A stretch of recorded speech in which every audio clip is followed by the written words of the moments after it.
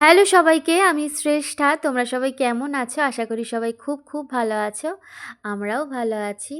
তো আজকে রাত্রিরে আমার হাসব্যান্ড অর্ডার করেছিল পটফুল থেকে বিরিয়ানি। অ্যান্ড পটফুলের এক্সপিরিয়েন্স এই ফার্স্ট টাইম। এর আগে কোনো দিনও আমরা খাইনি।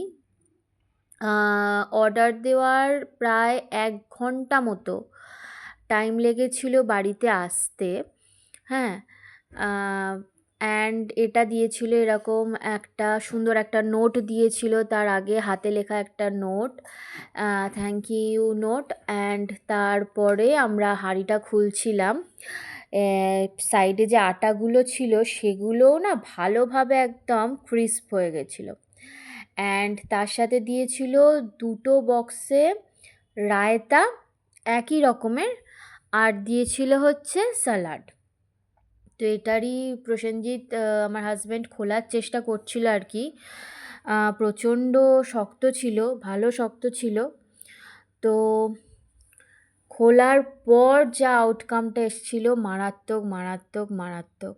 দারুণ খেতে, দারুণ খেতে, এক্সট্রিমলি ভালো খেতে। আর আমরা এটা অর্ডার করেছিলাম হচ্ছে কলকাতা স্টাইল মাটন বিরিয়ানি। দাম একটু বেশি, ৭০০ টাকার কাছাকাছি। একজন দুজন পেট ভরে খেতে পারে, মানে দুজন অ্যাডাল্ট পেট ভরে খেতে পারে। আর মাংসের ছোট ছোট পিস ছিল হচ্ছে তোমার ৫ পিসের মতো। Overall very tasty. আর ২ পিস বড় বড় আলু ছিল, একটা ডিম ছিল।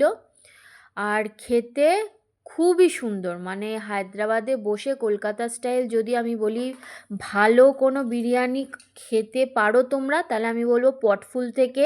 একটু এক্সপেন্সিভ, বাট তোমরা অর্ডার করে দেখতে পারো।